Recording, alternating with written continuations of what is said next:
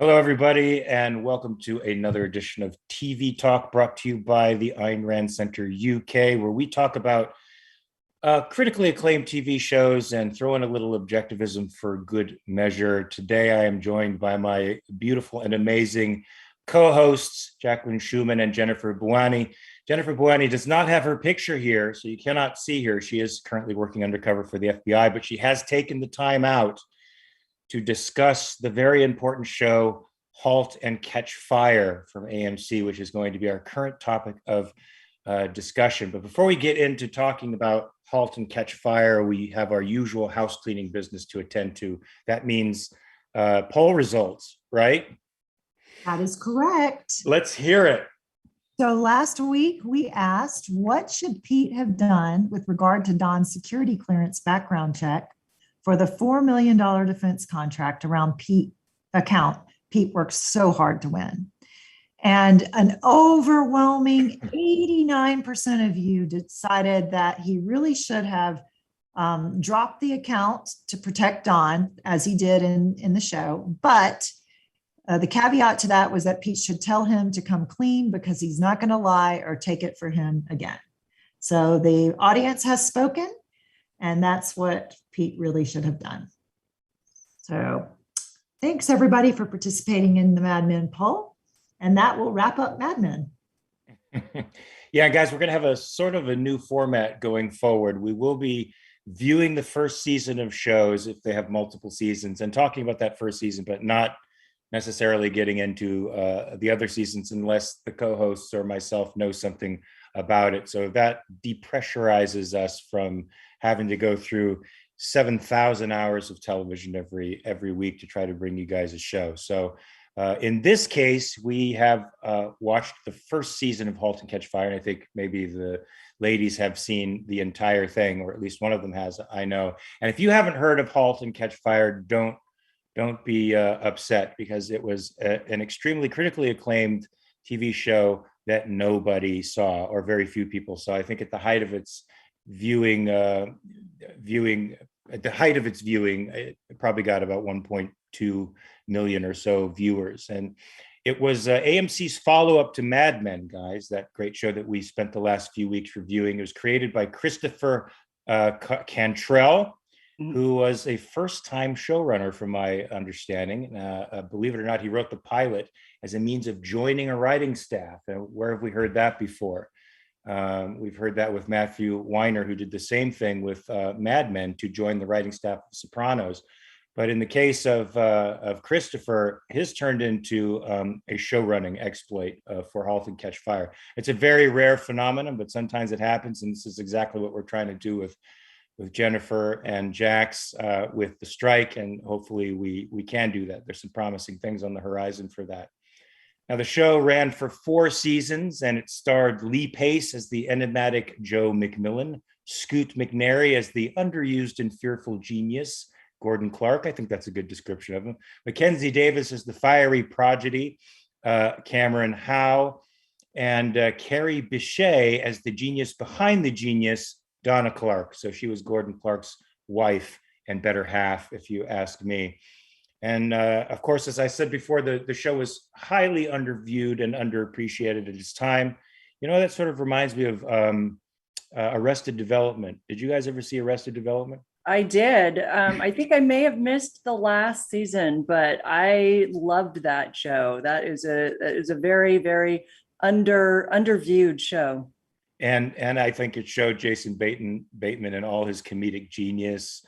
He had perfect dry timing, such a fine actor. Not so underrated now with Ozark, but still, in my opinion, underrated, because it sort of proves my point. I have this theory that really good comedians make some of the best dramatic actors. I think so too. Billy Crystal, great comedian, and in my opinion, a very good dramatic actor. And if you don't believe me, watch Tom Hanks as well. And Tom Hanks makes a point of it in Punchline, a point that I think carries over to dramatic acting when he tells Sally Field how to be funny. It's to not think anything is funny. And to me, that tells me a comedian comes from a pretty deep well of angst and anger and unhappiness. But if you guys didn't know this, you might, because you guys do your research. The show did garner an Emmy nomination. Do you guys know what the Emmy nomination was for? I do not know what it was for. Wow. Please All inform right. us. Main title design. No way. Main, Okay. yeah. That's it. Well, you know what? When was the first? I'll ask you guys if you had a similar experience, because there was a particular point in time at which I noticed that titles were becoming significant aspects of a story. And for me, it was a particular movie that brought that out. I want to see if you guys noticed it with any other film. I won't say my film first. I want to see It if was you a guys movie. noticed. It was a movie. It was a movie for you. Oh, I gotta think back to when directed by Fincher, I think. Sort of a thriller, psychological thriller. It could be. You could even say horror movie. No, no. I don't know. I don't. What was it for you? Because I need to know I want to know the year that. So you guys. Seven. It was seven. The opening titles there told a great deal of the story. It was fantastic. And then I saw it later on with other shows like I mean, Breaking Bad did it massively.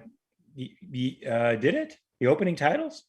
Yeah, well, Breaking Bad, it was all chemistry stuff. Yeah, but I'm talking about, quick cuts and action and stuff telling a story. Like if you watch the opening titles for World War Z, you'll see a whole story being told in montage. Oh, I don't think that's what's happening with.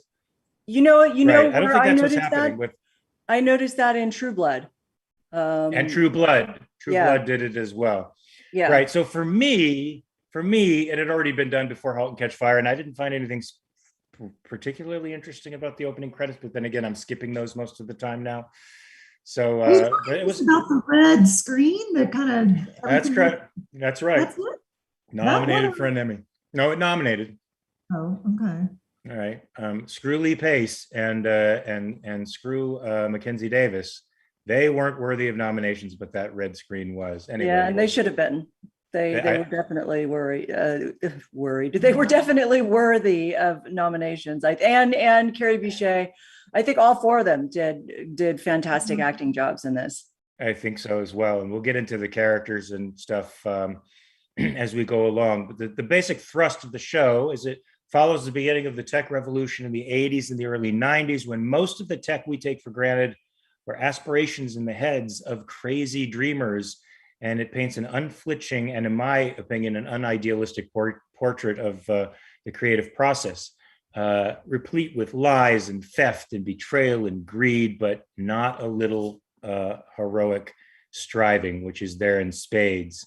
So we're only going to be dealing with season one, as I said. You're not going to be missing much, I think, just by us dealing with that, because I think, you guys could agree with me or not, I think each season can sort of stand alone, right? It's a different aspect of the tech world that they deal with each season, and you're with the characters, and it's important that you were married to them from the beginning, but not overwhelmingly important, wouldn't you say? So dealing with the first season is good enough, don't you think?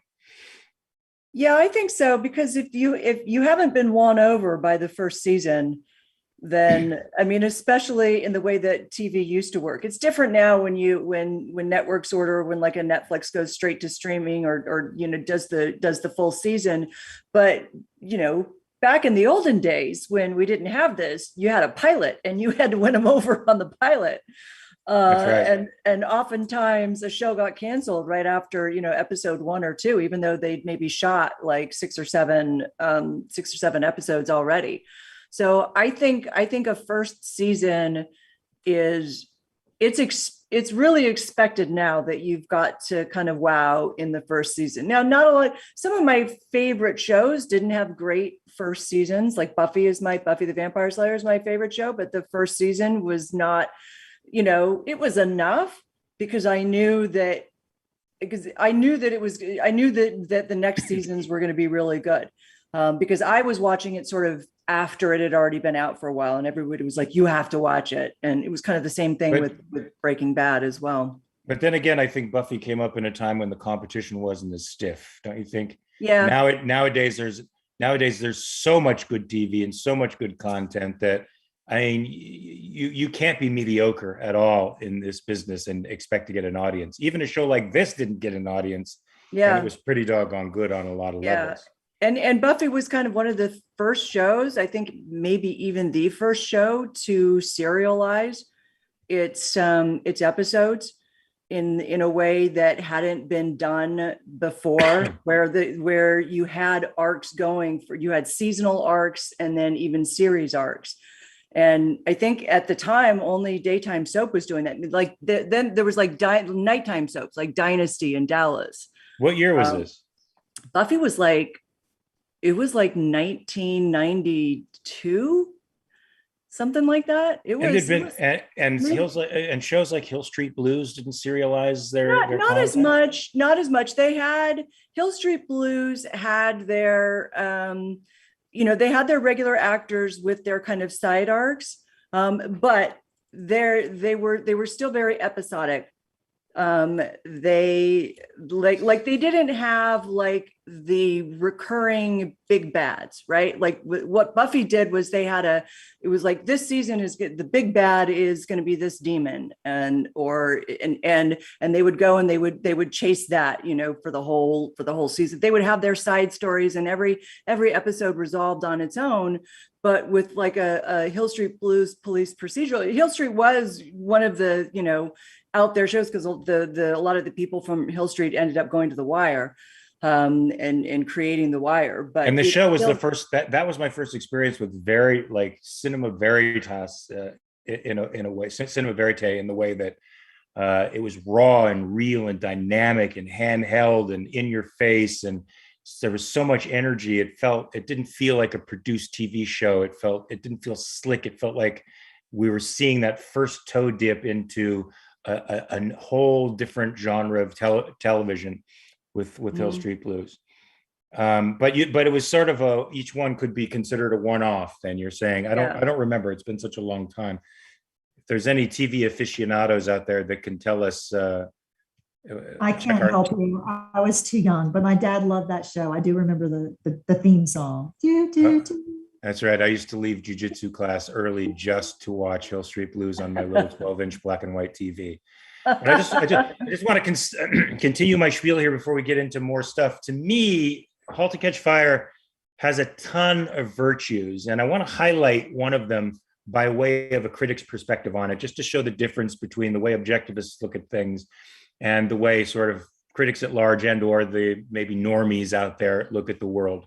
So one critic sorted out that the show was about failure and resilience in the face of constant failure. And that could be exactly what the creators of the show were going for. God knows we're all sort of partial products of our environment, and that means the creators are no different. But I would say, as an objectivist, it's really about aspiration and the insatiability of the human spirit. Now, which do you think is a better way of looking at the material?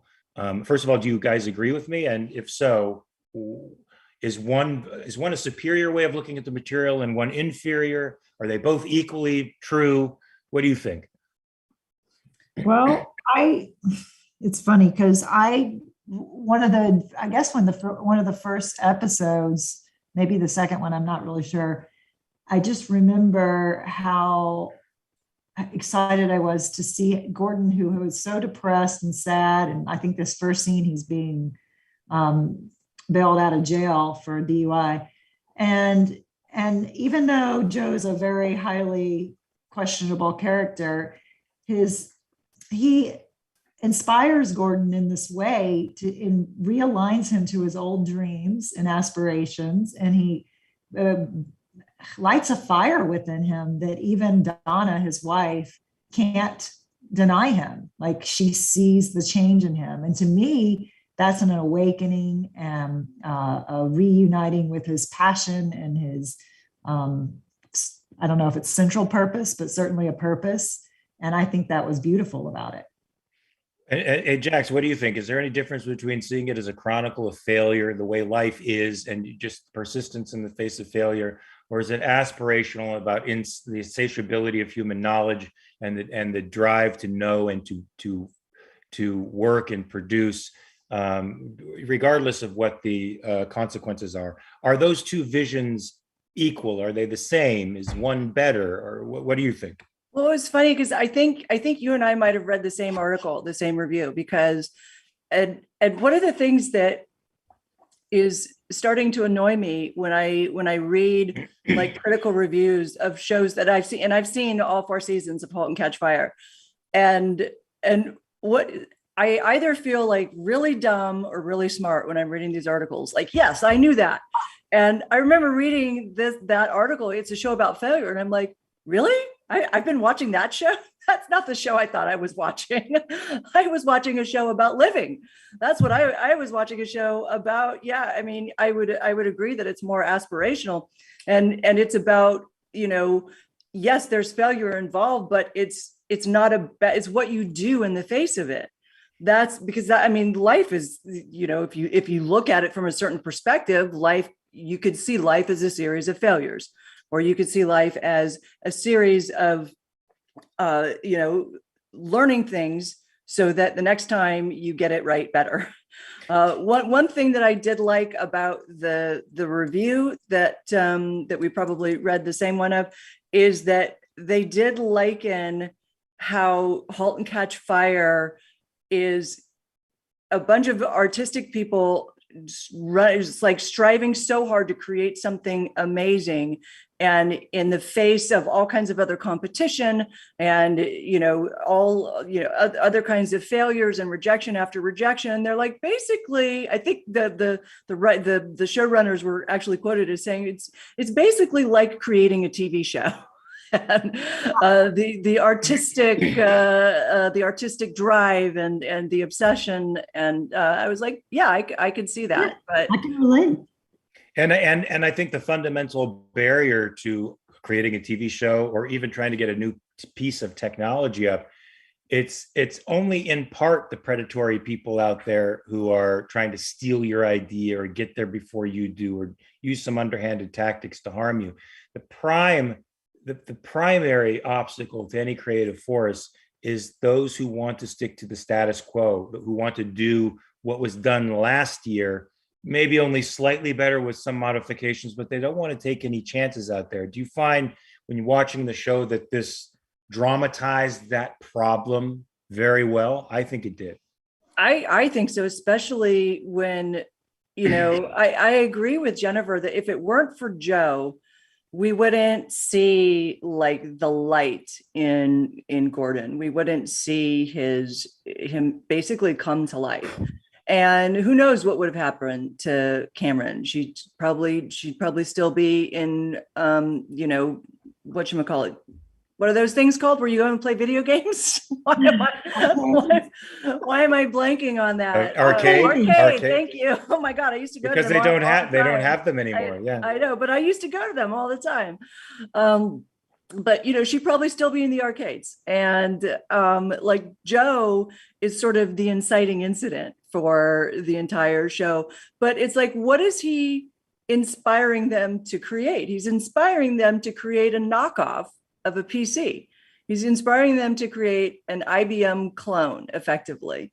And so I can kind of relate that to what he's inspiring them to do is go write a spec script for a TV show. Like, I'm not going to write my original script. I'm going to go write like a spec for Friends. And what Cameron is doing is she's trying to write the original, right? And that's why it's so heartbreaking for her when she comes up with, she hacks the BIOS, right? And comes up with the software programming in the OS for the Giant, right? That's their new knockoff PC that you can put a handle on and carry in a briefcase. And she decides to put her personality and art into it and create an actual interactive operating system, which would have been beautiful, but it took up too much memory, and it wasn't an exact like knockoff the way that Joe intended it to be, and so they took it out, and it broke her heart. But I want to jump on that, because you say something good, but then it seems like you took away something from it at the same time. to me, this is one of the few shows, and I'm by no means a scholar on television shows, but this is one of the few shows that shows the entrepreneur in his best possible light. Now, I'm not saying Joe McMillan personally, he's got a lot of issues that make him a peculiar guy, but it shows his role in the company. Many people out there don't think that CEOs do anything. They just make a lot of money, and they rip people off, and that's all they do. They for nothing. But what Joe does, as you mentioned, is he brings out the best in Gordon, and because he was inspired by something Gordon wrote, and sees into the heart of this man who's basically not even really human anymore. And he's just drifting along. He's not a creative entity anymore. And he goes and finds Cameron, who is a prodigy and a maverick and a completely independent thinker, doesn't go along with anybody. And he brings these two disparate elements together and inspires them to create. Yes, he's inspiring them to create something that's just a faster, lighter, fancier version of what's already come before. But out of that inspiration comes a real vision from Cameron, who wants an interactive interface and wants to change the computing as we know it. And it ends up not being the way that they go. That ends up hurting Joe in a lot of ways, morally, I think, because he discovers what he doesn't stand for. But the entrepreneur as a catalyst for creativity, as a necessary element to the success of a production. Those two guys, Cameron and Gordon, by themselves or even together, couldn't create. We know Donna and Gordon couldn't create something good, and they're geniuses at what they do. It required this element of Joe McMillan, this crazy, risk-taking, ball-busting P.T. Barnum, to be honest with you, to propel people along. Even if he's propelling them along on an illusion, it still fires them up and makes them do more than they thought they could do. Yep, I agree. And you're right. I could see how what I said kind of seemed to take away from what Joe's role is. I was more relating it to just the different kinds, like the products that they're creating, the kind of art that they're creating. So in the beginning, they're creating a knockoff, but they're very excited about it, right? They're because what's interesting about it is they're not, I don't even know if they're reverse engineering it. They put Cameron in a room and they're like, come up with the BIOS, figure out this operating system. And that in and of itself it's a beautiful process. It's a beautiful process of creativity. She added in an extra element that Joe and possibly the world wasn't ready to see, or at least he thought that the world might not be ready to see it, or he thought that it was optional. And then, of course, kind of the joke is on him when at the end of season 1, the Apple comes out, right? I think it was called the Lisa, the first Apple. Yeah. The Macintosh, the first Mac OS, and it was just like, if you had like the whatchamacallit, the video game effects, and, but yeah, if it weren't for Joe, and I do love this about the show, is that it really does show the necessity and importance of leadership, and that, CEOs don't just sit on their asses and do, because I mean, you never see Joe like eating bonbons, or, I mean, he's like the first one in the office in the morning, and he's always hustling. I loved the scene with him and the Japanese, when they were whining and dining the Japanese. He knew everything. He knew all of the customs. He knew how to act. And Gordon's trying to tell him, okay, Joe, with the Japanese, you have to do this. And he's like, yes, I've been to Japan 9 times. I think I know what I'm doing. But Jennifer, what do you think? Well, I agree with everything. I just think that even at the end of the show, it's kind of ironic that neither Cameron nor Gordon could really appreciate what Joe brought to the table because of all his antics were so manipulative and awful that he did. Of course, they were pissed at him, and rightfully so.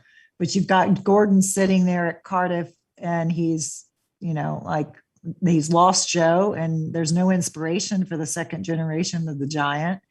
And then if anybody got a peek into season 2 and you see Cameron trying to run a company without that vision and inspirational speeches that she can give her employees, she's going to start off struggling, and I think they're going to miss the void of Joe. They're going to have to go through the pains of that.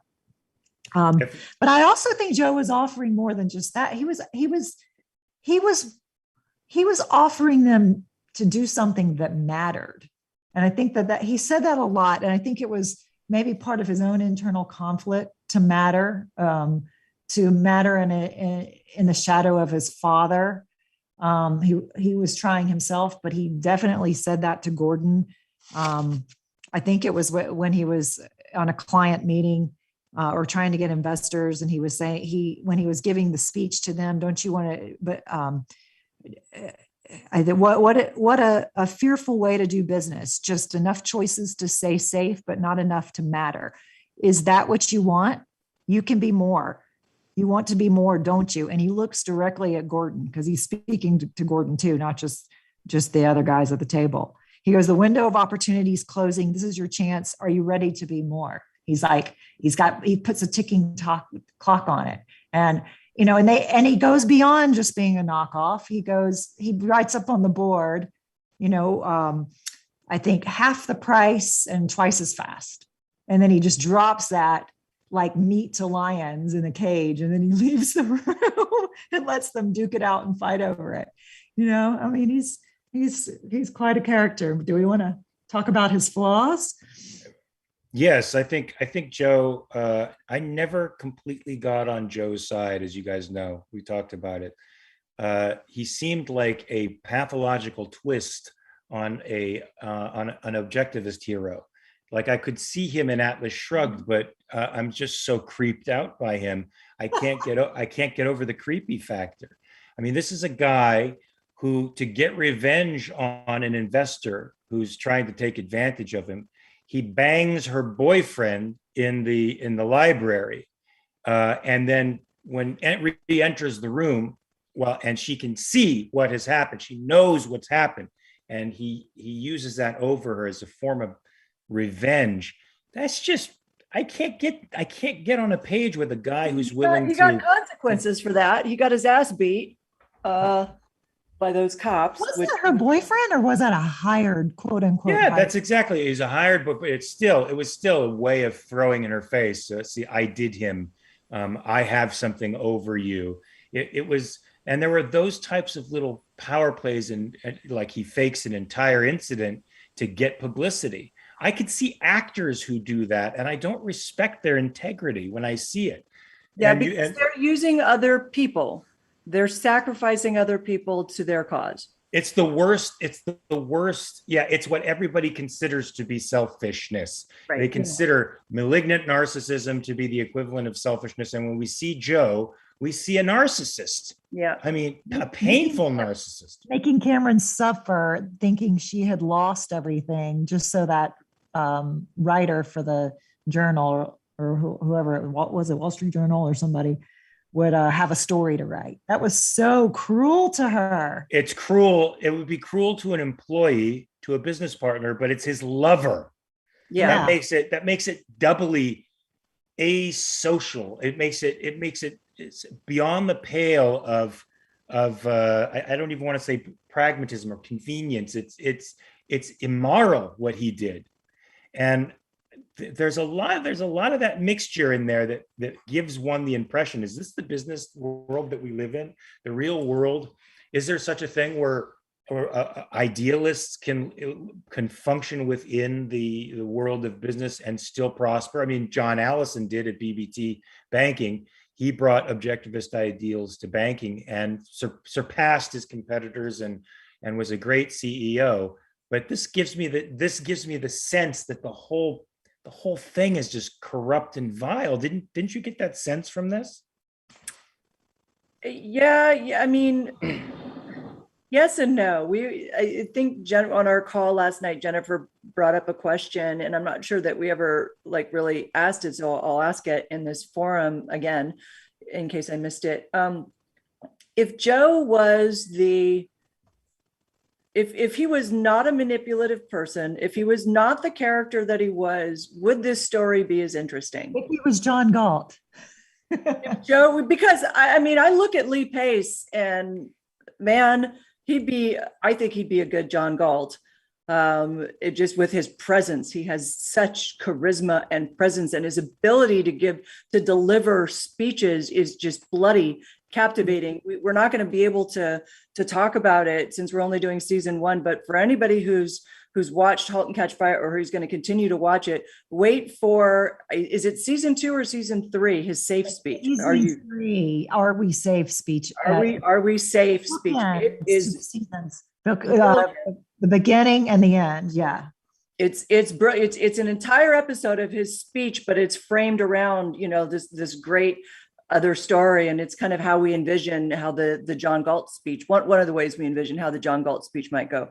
But would this show be as interesting to you, Mark, if Joe weren't the kind of character that he is? Yes. How would he need to be? I mostly drama and conflict. I mostly said that just because you were expecting me to say no, but no, I don't. I never expect you to say what I want you to say. Honestly, is that a good thing? So I there's a part of me that agrees with Rand that conflicts can be between heroes, and there can be real conflicts between people who are mistaken or have erroneous ideas and are nonetheless, going ahead anyway. We had a group of people who conscientiously did the wrong thing, who conscientiously committed crimes, embezzled money to keep their project going. Now, I can admire the enthusiasm and the desire to push something ahead that they believed in that the rest of the world wasn't giving them a chance on.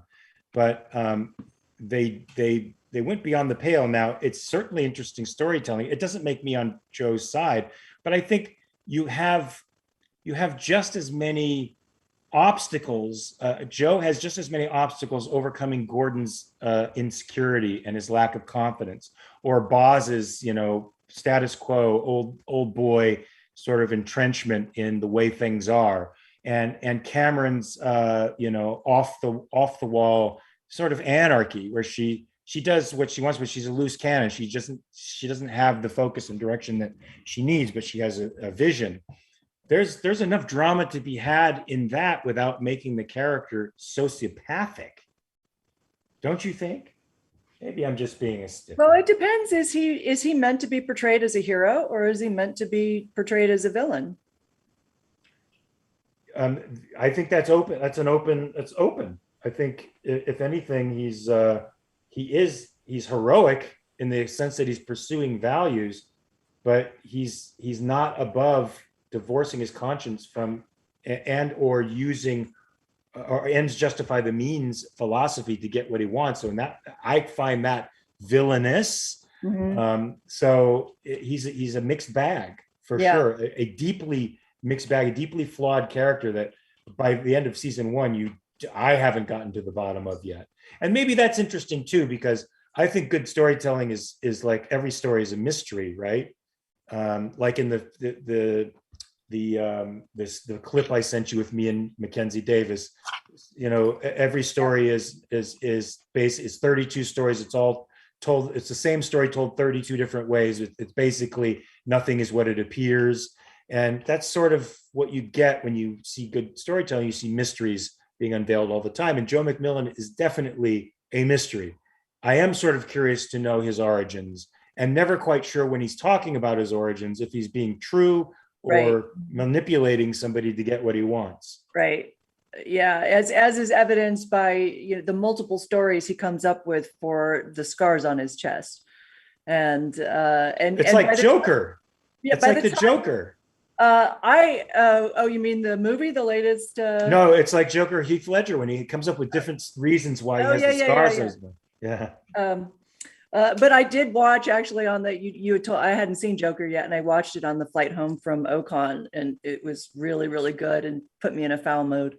But yeah, by the time you get to like the real story of the scars on his chest, you start to wonder like, is that really the real story?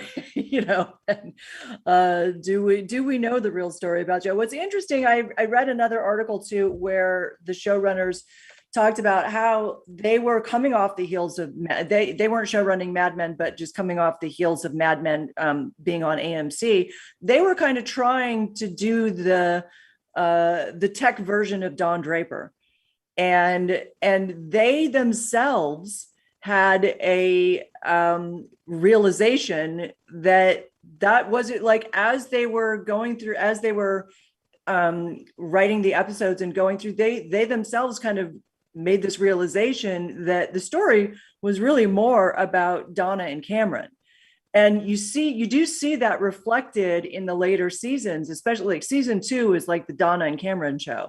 And Gordo and Joe kind of take a back seat to it. And they felt like that was kind of the right way for them to go with the series, which is interesting, because I like that from a storytelling perspective. Yes, ideally you want to know where your show is going from beginning to end, but it also shows evolution of creativity.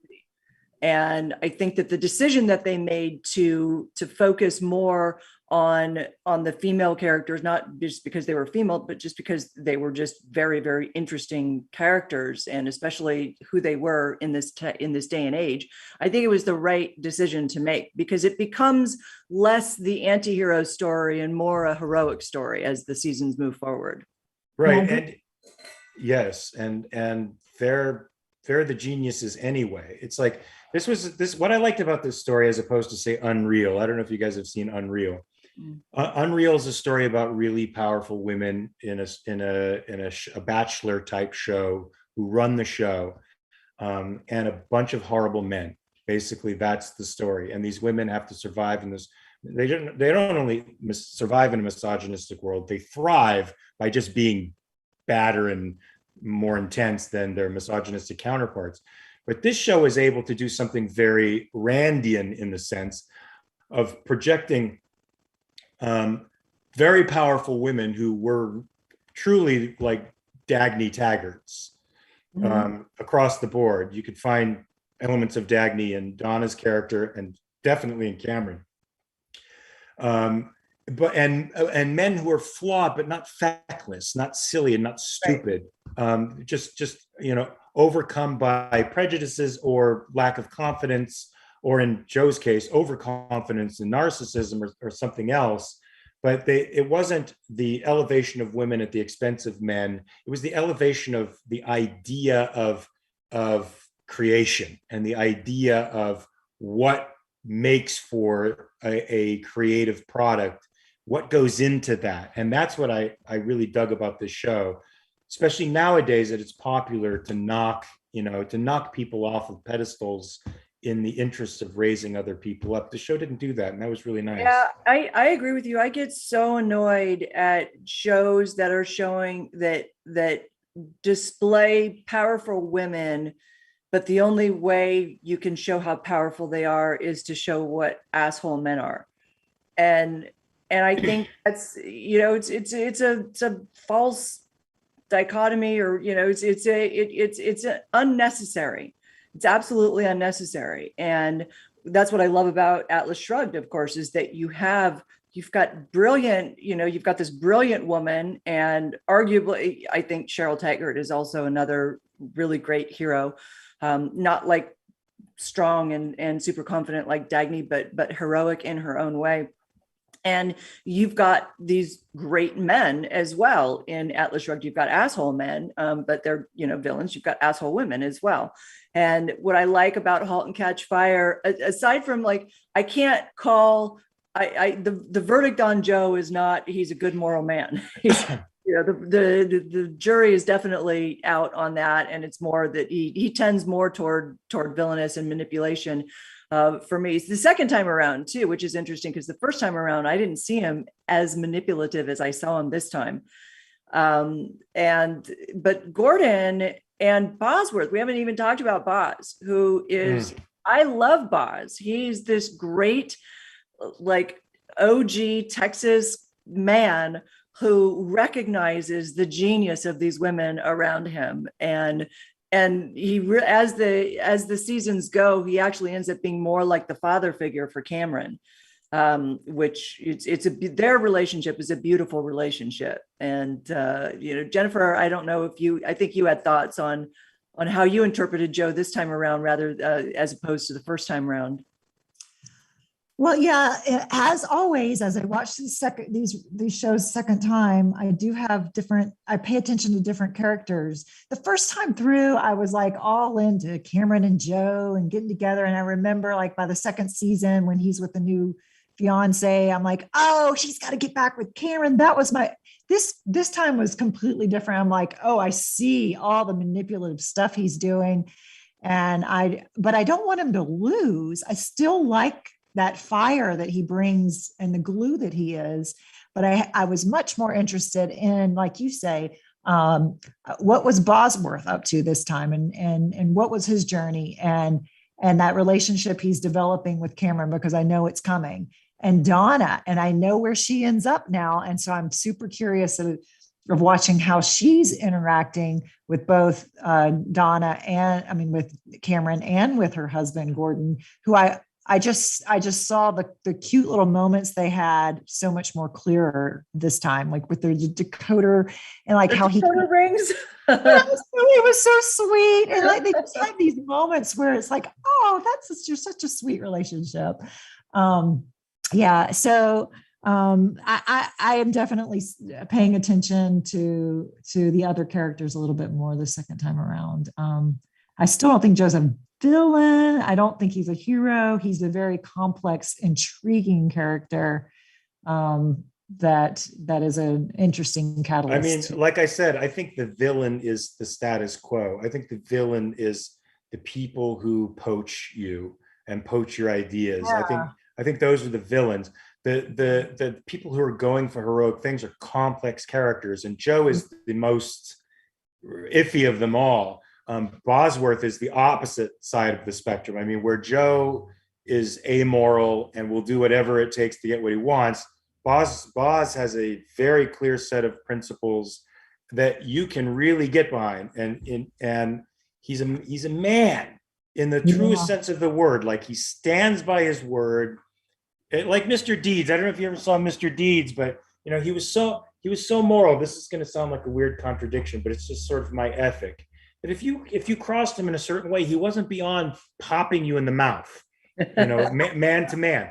And Boz says that at one point, and I remember thinking, nah, that's not you. Are you a lackey? Who are you in this company? And then he smacked that guy who insulted his wife, and I was like, his wife whom he's divorcing, by the way.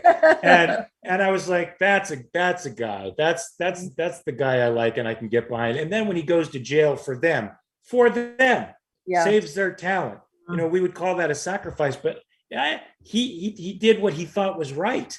He did what was actually the most important to him. It was important. You could tell that is his value. It was more important for him to see these people succeed. And he knew, he wasn't going to be there long. So it was, I thought that was a beautiful moment when he did that. Great moment all the way through when he takes Cameron under his wing. And you are expecting, because you're living in this weird world where people cross boundaries and poach and do things wrong. I was expecting when they were having a drink together in one of their scenes, like, is he going to make a move? Is he going to fuck this whole thing up? And he never did. He was integrity all the way. He had the most integrity of anybody in the whole group, besides Cameron and Donna, who I think had great integrity too, to their ideas. But as far as standing up for what's right Cameron did embezzle though, right? She did. She did. But so did Boz. But but she's a purist. She really bought this project as the end all and be all, and I'm going to do everything I can for it. She was a true believer. So I get it. Boz made that move after being critical, after being on the fence and going against his business instincts and his partner at Cardiff himself. So I just had a weird, crazy thought pop into my head about Joe, and I want to ask you guys about it. How do you think, like, if John Galt met Joe McMillan and wanted to have a come to Jesus talk with him, how do you think like that would go? I think he would tell him, you don't win by sacrificing the truth. You don't win by lying. You think Joe would be moved by it? No, I think he's I think he's a narcissist and a sociopath. I don't think he's demonstrated a capacity to be moved by things, but mostly you get the sense that what moves him is that he missed an opportunity. He blew it to be on top. And not so much like, it's not so much Cameron's speech like, oh, I believed you. I thought you were a visionary. And he gut checks himself. And he's like, you're right. I'm not what I claim to be. It's more like, Macintosh has a talking computer and we fucked up. Mm. You know what I mean? Maybe I'm wrong in that assessment. I don't think narcissists can be healed or cured.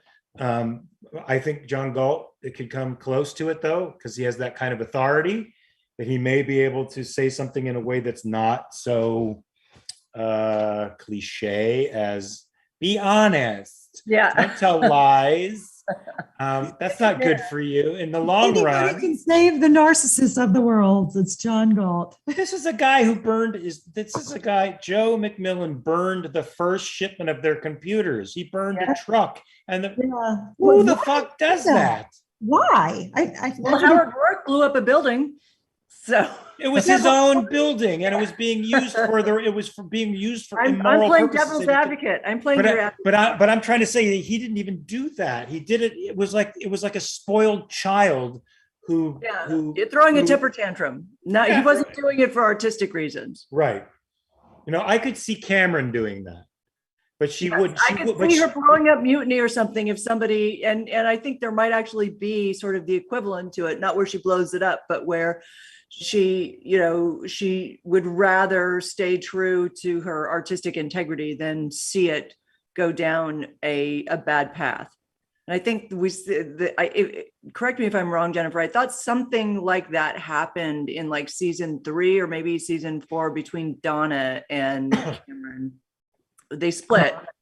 I don't remember. I'm only halfway through season 2 right now. Okay, now I have to talk, since you guys talked about sort of the ideal relationship between Gordon and Donna Clark, I have to talk about that a little bit because I'm not so much on the same page. I am and I'm not. I did not understand Donna's move. Donna's move? What? Oh, to Mutiny? No, I understood the move to Mutiny. So she has a guy who's preoccupied with his work, right? He's not there a lot, and definitely a relationship suffers. And when he's not consumed with his work, he does worship her. He does acknowledge how brilliant she is, how beautiful she is, how awesome she is. He saves for the special ring for them. He does really think of her, even though he's consumed and it's flawed. Meanwhile, she's becoming attracted to the boss at Texas Instruments, who ends up using her to steal ideas and go off on his own with somebody who was fired from their organization. And in that midst of having, she begins to have an emotional affair with this guy, and you get the sense it's because he's recognizing things in her that her husband is not. But I didn't see her husband not recognizing those things. I didn't see him taking her for granted that much. Or enough to inspire an emotional affair and then a kiss. What do you guys say? I disagree. I understood it. I mean, Donna is so. You see that. I will say that there's actions and there's intentions, and I think that Gordon has every good intention of being the loyal, devoted husband who sees Donna for her genius and recognizes how incredibly talented she is. But then there are his actions. And his actions, when we start out, she's got to bail him out of the drunk tank. She's taking care of the kids. She's got a full-time job. She is effectively more the adult in the family. And he's digging holes in the backyard. He's having psychotic episodes. That was a psychotic episode. Yeah.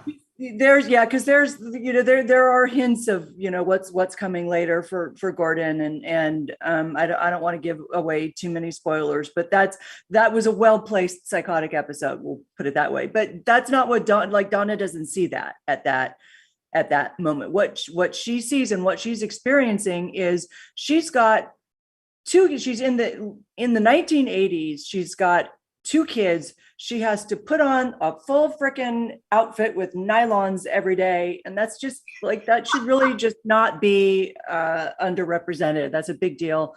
It really is. And wearing heels and a skirt and taking the kids to school and making their lunches and coming home. I mean, I saw this in my mother every single day. And I get it. I get why, yes, Gordon, internally, he loves her and he's devoted to her. I've never doubted that for a second, but I'm sorry, you got to show up, and actions are actions and intentions are just intentions. So I think he has every intention of being the wonderful, devoted husband and father, but that shit doesn't come out. What comes out is she's exhausted. She's got to bail her husband out of the drunk tank. He's more concerned about this guy, Joe McMillan, that she's never met, or that she's maybe met once and thought he was a stalker because he showed up at the Star Wars movie. And here's this guy at TI he's handsome, obviously, and he's paying attention to her. And I mean, it's like, I don't mean to sound like reverse sexist, but why is it that men can't realize, I don't mean this to you necessarily, Mark, but why is it that men can't realize that women have these needs too? Women need to be beautiful, and they need to be touched, and they need to be intimate. And when that doesn't happen, it creates a wedge, even though there is that, total loyalty and good intentions there. So I'll stop it there. That was my rant. That's a good rant. That's a good rant. Because I'm saying that I definitely didn't think, now that you're making the case, I agree with you. I didn't think her kiss was wrong, and especially since she confessed it later and came out with it. And when people are that dissatisfied in a relationship where they can't communicate with each other, I don't think things like maybe I'm weird. I don't think things like that are wrong. She needs her happiness and needs met, just like he does, just like anyone else does, and he's not doing it. Now, to your question of why don't men, quote unquote, in general, understand that women need these things, I think men overall, as a culture, have been taught to accommodate women's needs a lot more than women have been taught to accommodate men. To the point where I don't think women understand male sexuality very deeply. I don't think they understand men very deeply. And it justifies books like Men Are From Mars, Women Are From Venus. We both don't understand each other, but historically men have tried to adapt very ineptly and stupidly, and probably with terrible cultural consequences, to what they perceive as a woman's wants. So I don't think it's a men thing so much. I think, you know what I'm saying? I think now that women are in the marketplace equally to men, if not more so, the same kind of neglectfulness in a relationship, or taking for granted the person you're with, is happening now on both sides. On both sides. So I don't know if I'm making sense. Am I making sense, or digging a hole for myself? You're digging your own psychotic grave, Mark. No, I'm kidding. My own psychotic grave. No,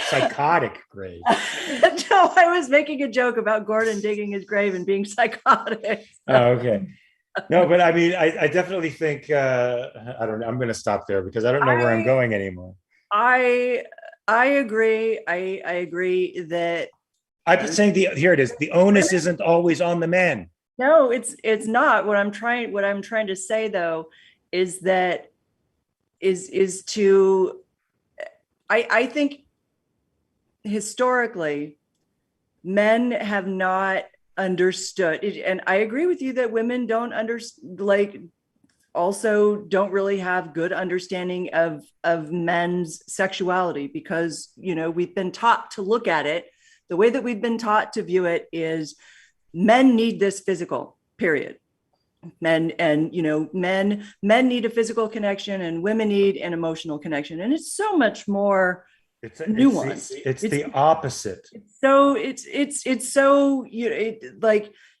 I think it's the same of both, actually. I think that you have to have both a physical and an emotional connection. Okay, but we're getting far afield here, but I'm going to say this now because it's true. It is the exact opposite. I'm not saying women don't need mental love and spiritual affection and connection, all that. Of course they do. Every human being does. However, a woman can have purely physical sex. Okay, that means she can have sex with somebody she despises, hates, can't be around, doesn't want. There is no way a man can do that, because there is a psychology to his anatomy that is always there. Now, it may be twisted, it may be perverse, it may have wide conditions that, you can say it's when the wind blows, it happens, but he has to have conditions met, psychological conditions met by every circumstance that he's in. A woman does not. Physically, I mean, just for purely physical sex, we're saying she could be completely disgusted with that human being, not be physically or intellectually, mentally or spiritually connected to him at all. A man has to have some connection, even if it's weird or a fetish or something has to be connected to his psyche for him to do something about it. Yeah. And this and your skepticism is why I'm not skeptical. Okay. I'm not skeptical. I agree with you. And the unfortunate, we're going way off topic, but if people will bear with us for just a second, have you seen Outlander? No. Okay. So for the people that are wait, I've seen one episode. No, yeah, then you haven't seen what I'm talking about. But there is a very extended and graphic rape scene in Outlander from one man to another. And it was exactly like one man basically fakes the other man into believing that there is this emotional connection. And, effectively roofies him in a way, and proceeds to rape him for days on end. And it is one of the most, I was just in tears watching it and thinking about it. And so I understand that. But I guess at the same time, what I want to say is that as we're going back and talking about Halt and Catch Fire and, Donna wanting to kiss a man, she wasn't just looking for physically touching somebody, right? She had an emotional connection with this guy. It wasn't like she went out to a bar and just had, agreed, found a guy and had a one night stand. Right. This was a man who was giving her a kind of validation, if you will, that she wasn't getting from Gordon at the day, even though Gordon in his heart felt it and believed it.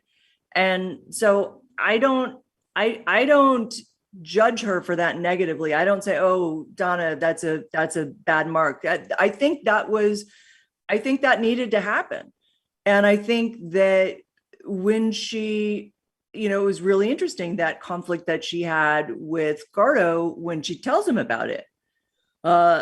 Because Gordon, what I love is that when they're at Comdex and she sees that the guy stole her idea and she just goes after him.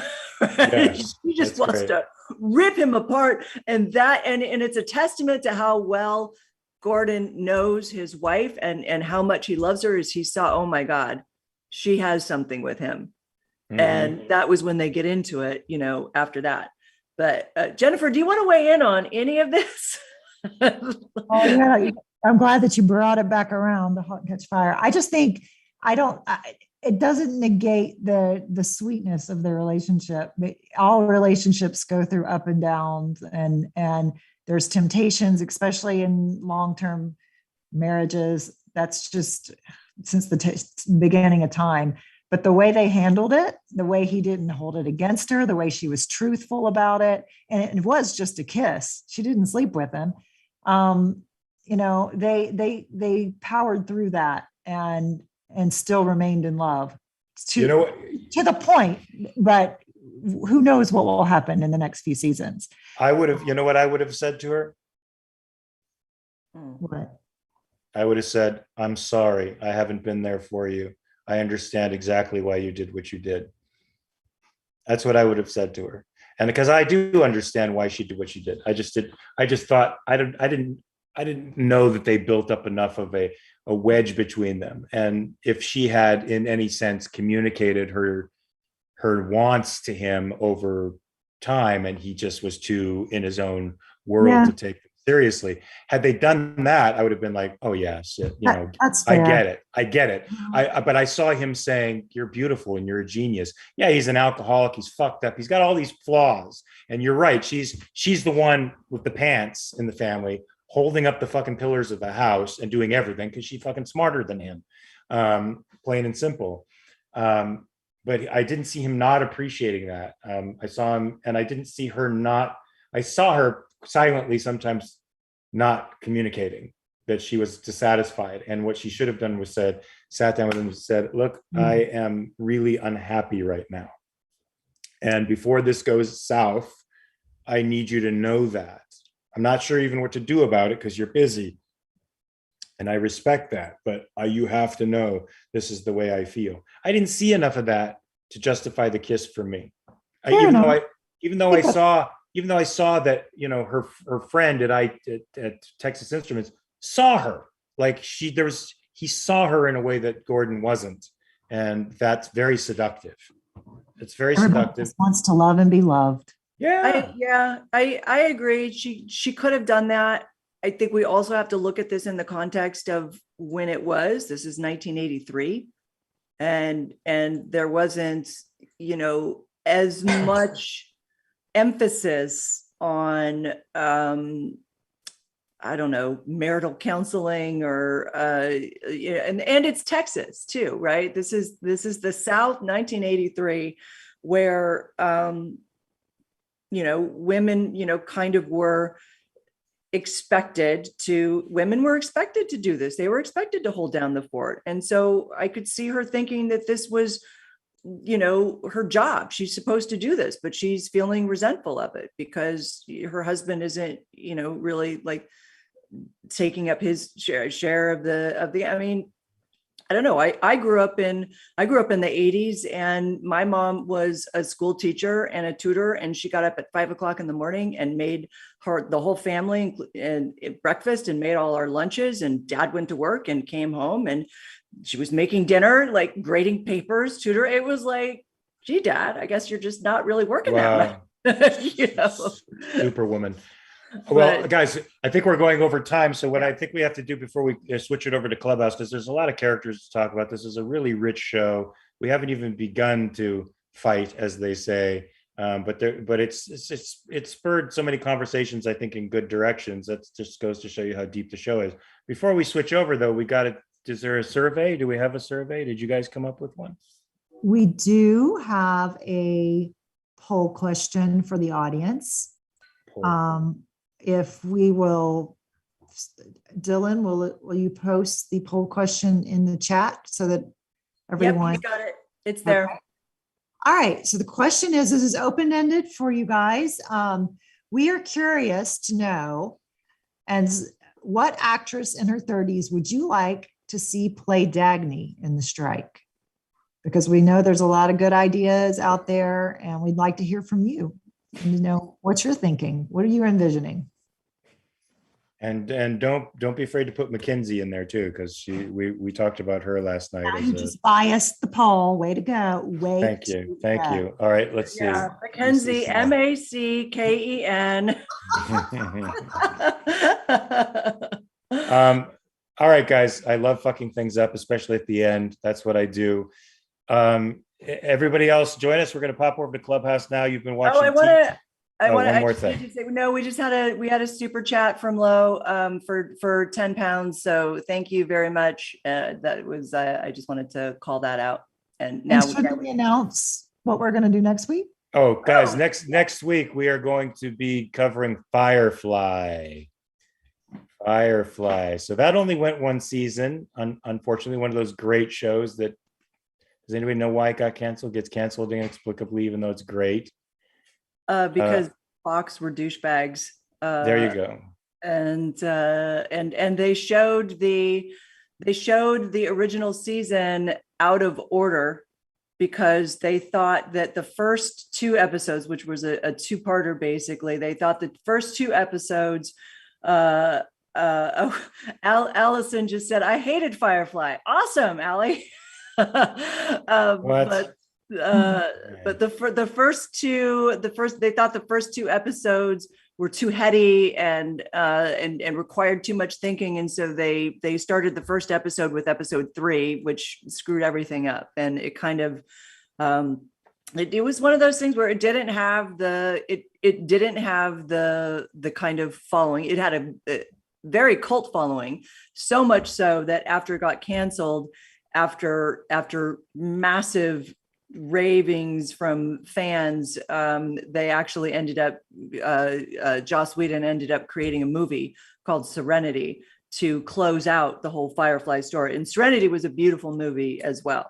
So, it's a really, really good season. We decided we're thinking about doing Buffy, but it's 7 seasons and it's a lot. So we wanted to do something that was still Joss Whedon-y, and also in the supernatural science fiction genre that we wanted to look at.